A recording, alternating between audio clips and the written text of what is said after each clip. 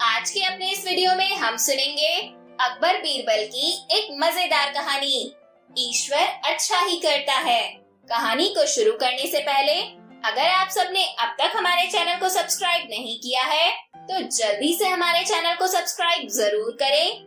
नई नोटिफिकेशन के लिए बेल आइकन प्रेस करें और अगर आपको हमारी ये कहानी पसंद आए तो इसे ज्यादा से ज्यादा लाइक और शेयर जरूर से जरूर करें।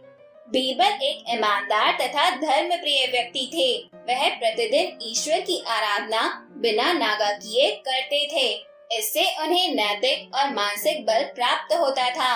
वह अक्सर कहा करते थे कि ईश्वर जो कुछ भी करता है मनुष्य के भले के लिए ही करता है।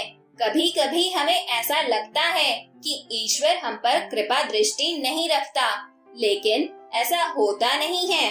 कभी कभी तो उसके वरदान को भी लोग श्राप समझने की भूल कर बैठते हैं। वह हमको थोड़ी पीड़ा इसलिए देता है ताकि बड़ी पीड़ा से बच सकें।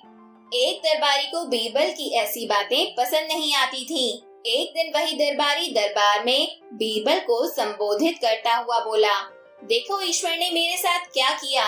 कल शाम को जब मैं जानवरों के लिए चारा काट रहा था तो अचानक मेरी छोटी उंगली कट गई। क्या अब भी तुम यही कहोगे कि ईश्वर ने मेरे लिए यह अच्छा किया है? कुछ देर चुप रहने के बाद बीरबल बोले, मेरा अब भी यही विश्वास है, क्योंकि ईश्वर जो कुछ भी करता है मनुष्य के भले के लिए ही करता है। यह सुनकर वह दरबारी नाराज हो गया कि मेरी तो उंगली कट गई और बीरबल को इसमें भी अच्छाई नजर आ रही है। मेरी पीड़ा तो जैसे कुछ भी नहीं। कुछ अन्य दरबारियों ने भी उसके सुर में सुर मिलाया। तभी बीच में हस्तक्षेप करते हुए बादशाह अकबर बोले, बीरबल, हम भी अल्लाह पर भरोसा रखते हैं, लेकिन यहाँ तुम्हारी बात से सहमत नहीं। इस दरबारी के मामले में ऐसी कोई बात नहीं दिखाई देती जिसके लिए उसकी तारीफ की जाए। बीरबल मुस्कुराते हुए बोले, ठीक है जहांपना, समय ही बताएगा। अब 3 महीने बीत चुके थे। वह दरबारी जिसकी उंगली कट गई थी घने जंगल में शिकार खेलने निकला हुआ था। एक हिरन का पीछा करते हुए वह भटक कर आदिवासियों के हाथों में जा पड़ा।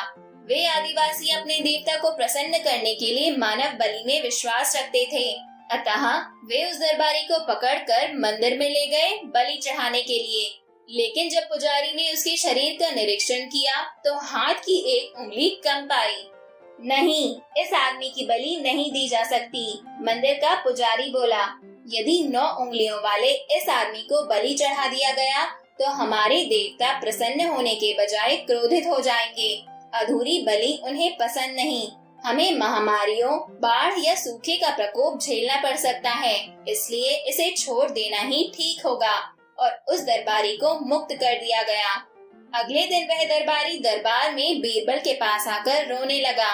तभी बादशाह भी दरबार में आ पहुँचे और उस दरबारी को बीरबल के सामने रोता देखकर हैरान रह गए। तुम्हें क्या हुआ, रो क्यों रहे हो? अकबर ने सवाल किया।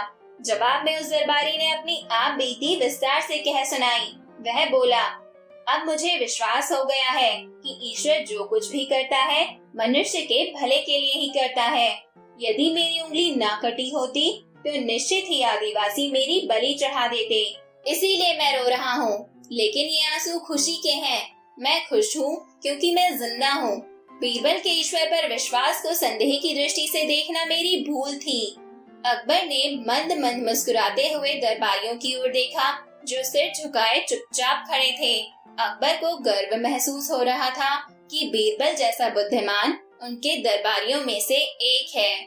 तो दोस्तों, हमारी आज की ये कहानी भी यहीं पर खत्म होती है और इस कहानी से हमें यह शिक्षा मिलती है कि भगवान हमारे साथ जो भी करते हैं वह अच्छा ही करते हैं, लेकिन कभी कभी हमें इस बात का एहसास कुछ वक्त के बाद होता है। इसलिए धैर्य रखें और ईश्वर पर विश्वास बनाए रखें, क्योंकि ईश्वर जो करता है अच्छा ही करता है। और अब बारी है आपकी लाइफ के लिए मेरी एक इम्पोर्टेंट एडवाइस की। सफल वही होते हैं जो दूसरों की बातों पर नहीं, खुद की मेहनत पर भरोसा रखते हैं।